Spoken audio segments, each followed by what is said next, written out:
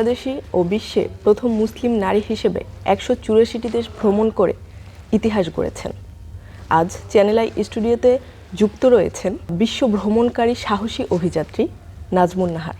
বিশ্বে প্রথম মুসলিম নারী হিসেবে ১৮৪টি দেশ ভ্রমণ করে মাইল ফলকে স্পর্শ করেছেন। এই অনুভূতিটা কেমন? অসাধারণ একটা অনুভূতি। পৃথিবী ভ্রমণ করছি, পৃথিবী দেখছি, পৃথিবীকে জানছি, প্রতিটি দেশে দেশে আমার পা স্পর্শ হচ্ছে, সেটার অনুভূতি খুবই অসাধারণ, খুবই ভালো লাগার। এটা আমার কাছে মনে হচ্ছে যে জীবনের সব কিছু থেকে ভিন্ন। আমার তখন মনে হয়েছে যে আমি কি পারবো, কিন্তু তখন আমার ভেতরে সবসময় পজিটিভ একটা চিন্তা ছিল যে আমি প্রথমে আস্তে আস্তে শুরু করব, তারপর ডেফিনেটলি আমি পারবো। কিন্তু সেই অভিযাত্রা শুরু হয় 2000 সালে। তার আগে যে স্বপ্ন দেখা এবং মানুষের স্বপ্ন, মনের অনুভূতি এবং চিন্তা, এটাই হচ্ছে সবচেয়ে বড় সাফল্যের প্রতিফলন।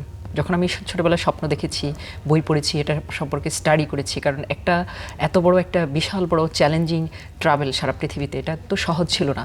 এবং এটা আমার নিজেকে গড়া যে আমি কিভাবে কোন পথে আগালে আমি ভালো করতে পারবো। তো আমি চিন্তা করলাম যে আমি যদি পৃথিবী ভ্রমণ করতে চাই, তাহলে আমাকে কিন্তু ভালো মতো পড়াশোনা করতে হবে, আমাকে উপার্জন করতে হবে, ভালো মতো পড়াশোনা করতে হবে। সেজন্য আমি ছোটোবেলা থেকেই খুব পড়াশোনায় যেন ভালো রেজাল্ট করি, সেটার জন্য আমি চেষ্টা করেছি। তারপর আমি 2000 সালে ইন্ডিয়া ইন্টারন্যাশনাল অ্যাডভেঞ্চার প্রোগ্রামে অংশগ্রহণের মাধ্যমে আমার পৃথিবী ভ্রমণ শুরু হয়। তার আগের যে সময়টা, সেই সময়টাতে আমি বিভিন্ন কালচারাল অ্যাক্টিভিটিস, বিভিন্ন অর্গানাইজেশনের সাথে যুক্ত থাকা, সেটা আমার সুযোগ এসেছে গার্লস গাইডের মাধ্যমে প্রথম যে বিশ্ব ভ্রমণ সেখানে যাওয়া। এবং তারপর কয়েকটা দেশ আমি ট্রাভেল করেছি ইন্ডিয়ার পরে। 2006 সালে আমি তখন সুইডেনের লুন ইউনিভার্সিটিতে যাই স্কলারশিপ নিয়ে পড়াশোনা করার জন্য। তখন আমার ভিতরে একটা সাহস এসেছে যে আমার একটা দারুণ মোচন হয়েছে, আমি পুরো ইউরোপটা আমি তখন ট্রাভেল করতে পারবো। কিন্তু আমি কিভাবে ট্রাভেল করবো, সেটাও কিন্তু একটা বিশাল বড় ব্যাপার ছিল। সেখানে যাওয়ার পর 17-18 ঘন্টা কাজ করা, পড়াশোনার পাশাপাশি ল্যাঙ্গুয়েজ একটা ব্যারিয়ার ছিল, স্ট্রাগল করে করে তারপর আমি কিছু পয়সা উপার্জন করে সেটা সেভ করেছি খরচে বাদ দিয়ে।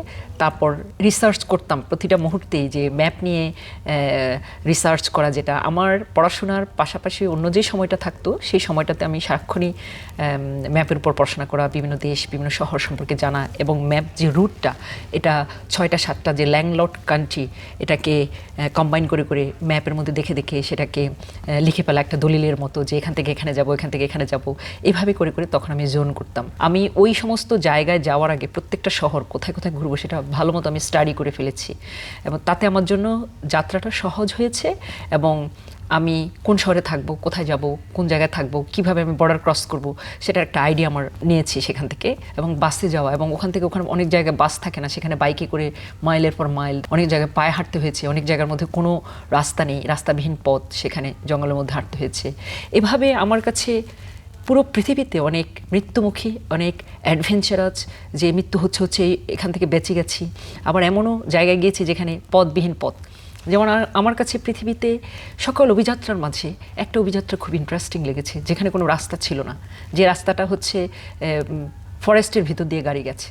যে গাড়িটা ছিল একটা ল্যান্ড ক্রুজার, এই ল্যান্ড ক্রুজারে করে জিবুতির বর্ডার থেকে সোমালি ল্যান্ড পর্যন্ত। সোমালি ল্যান্ড জাতিসংঘের অন্তর্ভুক্ত কোনো দেশ নয়, এটা স্বাধীন, তারা নিজস্বভাবে স্বাধীনতা লাভ করেছে সোমালিয়া থেকে। সোমালিয়া 3টা ভাগ হয়ে গেছে, সোমালিল্যান্ড, পুন্তাল্যান্ড অ্যান্ড সোমালিয়া।